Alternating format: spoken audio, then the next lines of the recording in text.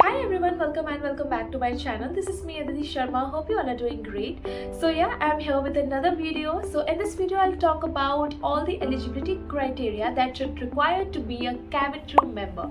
So yeah, if you are dreaming of becoming a cabin crew, then this video is for you. Without any further ado, let's get into the video.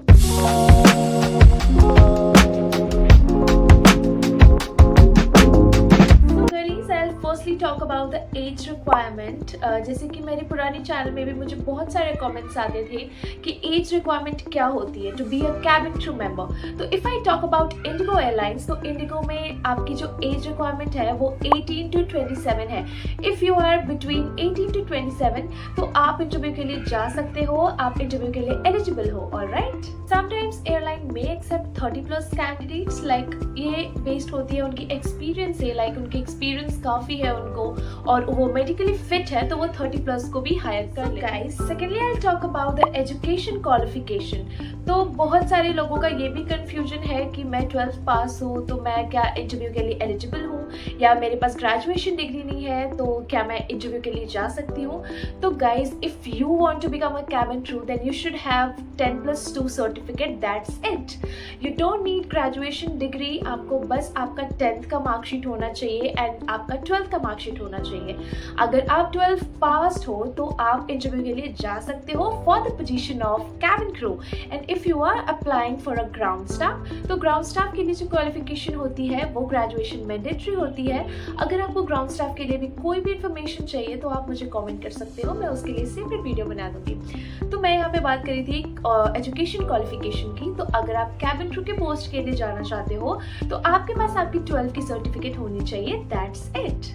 And guys, आप लोगों को ये भी confusion है कि मैं कौन से स्ट्रीम लेके कैबिन क्रू बनूं। तो ऐसा कोई भी स्ट्रीम का रिक्वायरमेंट नहीं होता कि आप आर्ट्स लो या कॉमर्स लो या साइंस लो। आप किसी भी स्ट्रीम से कैबिन क्रू पोजीशन के लिए अप्लाई कर सकते हो। मतलब कोई भी मैंडेटरी नहीं है कि आप साइंस से ही करके जा सकते हो या कॉमर्स से करके जा सकते हो। आप कोई भी स्ट्रीम से अपना 12th कंप्लीट करो and then you are eligible for it. Now I will talk about height and weight. Cabin crew बनने के लिए हाइट कितनी होती है या वेट कितना होता है और BMI क्या होता है, मैं इस वीडियो में आपको जरूर बताऊंगी सबके बारे में। तो guys, height and weight plays an very important role to become a cabin crew. आपकी हाइट अगर शॉर्ट है तो आपको वो कंसिडर नहीं करेंगे। एटलीस्ट गर्ल्स के लिए जो हाइट की क्राइटेरिया होती है वो होती है 155 centimetre and for boys 170 centimetre. तो अगर आपकी हाइट 155 सेंटीमीटर है तो आपको कंसिडर कर लेंगे, अदरवाइज यू आर 154 और 153 तो आपको वो कंसिडर नहीं करेंगे।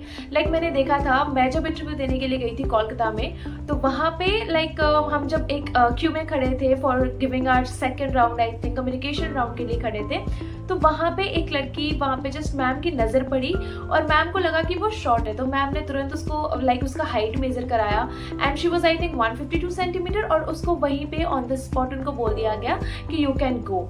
मतलब उन्होंने कंसिडर नहीं किया, उनका फर्स्ट राउंड हो गया था, शायद फर्स्ट राउंड में उन्होंने चेक नहीं किया था। बेसिकली थर्ड राउंड BMI होता है जिसमें आपकी हाइट भी चेक होती है, तो इसके लिए मैम ने तुरंत उसको सेकंड राउंड में बिना इंटरव्यू दिए ही जाने को बोल दिया।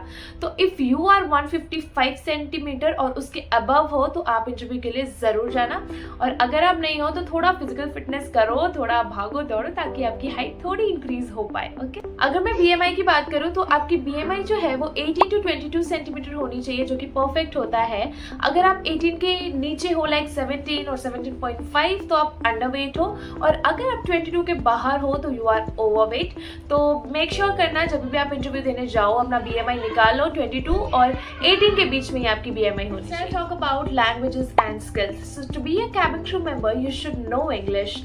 इंग्लिश आपकी जो है वो बिल्कुल फ्लुएंट होनी चाहिए, बिकॉज आप ऐसे एनवायरमेंट में काम करते हो जहाँ पे आपको नहीं पता कि कहाँ कहाँ से लोग आ रहे हैं। Some people come from America and some come from Japan, Switzerland, many other countries. तो आपकी जो इंग्लिश वो है वो अच्छी होनी चाहिए। इंग्लिश में सबकी अंडरस्टैंडिंग होती है। एडिशनली अगर आपको और लैंग्वेजेस आते हैं, हिंदी तो आती होंगी सबको, और हिंदी हो गई, इंग्लिश हो गई, फिर पंजाबी, बंगाली, मराठी, तो आप अपने रिज्यूमे में ये सब चीज़ ज़रूर ऐड करना, because languages play a different role in your CV। It makes your CV more strong. Okay, तो आप अपनी लैंग्वेजेस, जितना लैंग्वेजेस आप जानते हो उतना आपके लिए प्लस पॉइंट है to be a cabin crew member. And sometimes like मैं अपना एक्सपीरियंस शेयर कर रही हूँ, मैं जब कोलकाता में इंटरव्यू देने गई थी तो रिक्रूटर्स आपसे हिंदी में भी लाइक आपका इंट्रोडक्शन पूछ सकते हैं या फिर कुछ क्वेश्चंस हिंदी में भी पूछ सकते हैं। लाइक बहुत से होते हैं जिनकी हिंदी जो है वो वीक होती है, तो मेक श्योर करना आप जब भी इंटरव्यू के लिए जा रहे हो तो हिंदी में भी अपना इंट्रोडक्शन जरूर प्रिपेयर कर। ग्रूमिंग एंड पर्सनैलिटी, तो ये दोनों चीज़ भी आपकी लाइक टॉप क्लास होनी चाहिए because these two things plays a great role to become a cabin crew member. Okay, like अगर आपकी ग्रूमिंग सही नहीं है, अगर आपका पर्सनैलिटी अच्छा नहीं है, तो लाइक आप जाते के साथ ही अगर रिक्रूटर आपको देख लिया तो वो जस्ट आपको अवॉइड करेगा, वो आपको रिजेक्ट ही कर देगा। बिकॉज कैबिन क्रू एक ऐसा प्रोफेशन है जैसे कि आप किसी भी एयरलाइन को सर्व कर रहे हो, आप उसको रिप्रेजेंट कर रहे हो, राइट। तो जैसे कि फ्लाइट में आप जाते हो तो आपको ही सब नोटिस करते हैं because you are a cabin crew, तो लोग की नज़र जो है वो आप पे जाएगी। और जैसे आप अपने आप को कैरी करोगे ना तो आपकी जो एयरलाइन है वो भी थोड़ी प्रोफेशनल लगेगी, राइट। तो अगर आप इंटरव्यू के लिए जा रहे हो तो वो चीज़ ही माइंड में रख के जाना that I am a crew, और उसी टाइप से खुद को ड्रेसअप कर लेना।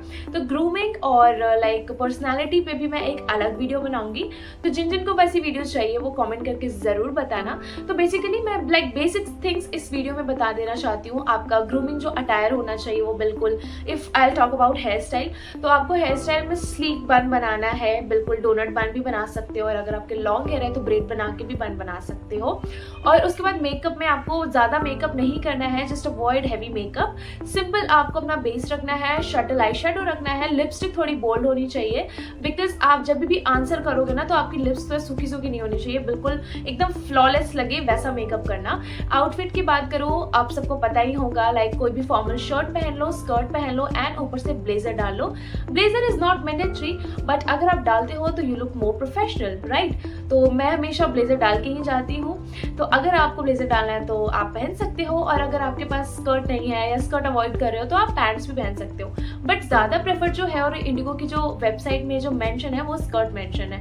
और if I talk about shoes, तो आपको क्लोज टू हील्स पहनने हैं, हील्स अच्छे ब्रांड के ही लेना, लाइक ऐसा नहीं कि बॉर्डर्स कुछ वाइट सा हो, सिंपल ब्लैक कलर के हील्स लेना। And stocking is very important, stocking is also a grooming part, ठीक है। ग्रूमिंग का स्टॉकिंग जो है वो भी एक पार्ट है। मैं अवॉइड करी थी बट मुझे भी पता चला कि स्टॉकिंग्स भी इंपॉर्टेंट है, तो आपको स्टॉकिंग्स भी पहनी है। और मेक श्योर वैक्सिंग जरूर करना हैंड्स पे भी और लेग्स पे भी, because after BMI they check your hands and legs also कि कोई स्कार वगैरह तो नहीं है। सो या ये थी बेसिक सी ग्रूमिंग टिप। और ईयरिंग वगैरह रखो तो बिल्कुल पोल्ड सा पहनना, कुछ भी तामझाम मत करना। नेल्स आपके जो होने चाहिए बिल्कुल शटल कलर होने चाहिए, अभी भी मैंने शटल लगाया है, तो ऐसा कलर का आप अपना लाइक नेल पिंस रखना और बिल्कुल प्रोफेशनल रखना अपना लुक। सो ये था grooming. Second thing is personality, तो आपकी पर्सनैलिटी ऐसी होनी चाहिए जैसे कि आप इंटरव्यू वेन्यू पे जा रहे हो और सब लोग आपको ही देखें। This is not possible but we can make it possible. तो या आपकी पर्सनैलिटी बिल्कुल ऐसी रखना चाहिए, बिल्कुल प्रोफेशनल लगनी चाहिए। आप जा रहे हो तो बिल्कुल अच्छे से जाओ, वहाँ पे जाके गॉसिप मत करो, बिल्कुल प्रोफेशनली बैठो, सबको ऑब्जर्व करो, क्या क्वेश्चंस पूछे जा रहे हैं वो सब जरूर लाइक ऑब्जर्व करो कि क्या चल रहा है क्या नहीं चल रहा है, but in a professional way, right. So ऐसे अपना पर्सनैलिटी को रखो ताकि रिक्रूटर आप पे जब भी नजर डाले ना तो उनको लगे कि या ये बिल्कुल professional. So guys lastly I talk about customer service attitude. Like आप सबको पता है कि आप ऐसी जगह पे इंटरव्यू देने जा रहे हो कि आपको कस्टमर्स के साथ लाइक बिल्कुल फ्रेंडली नेचर रखना है, पोलाइट वे में उन्हें हैंडल करना है।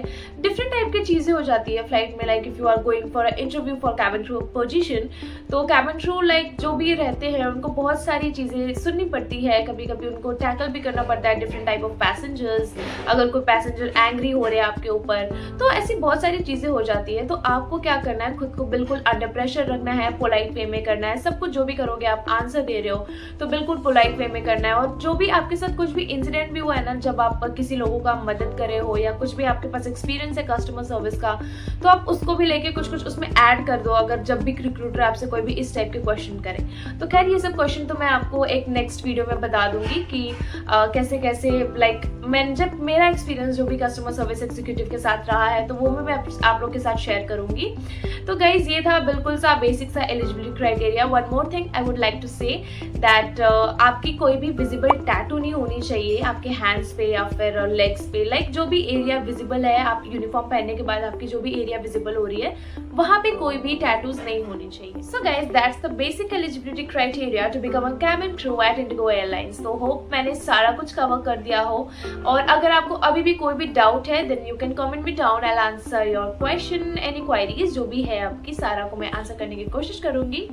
So guys, cabin crew related videos अगर आपको चाहिए तो उसके लिए मेरे चैनल को सब्सक्राइब करना पड़ेगा and hit the bell icon, जैसे मैं जो भी न्यू वीडियो डालूंगी आप सभी तक नोटिफिकेशन आ जाए। So hope you like this video. So yeah guys, bye bye, see you in the next video.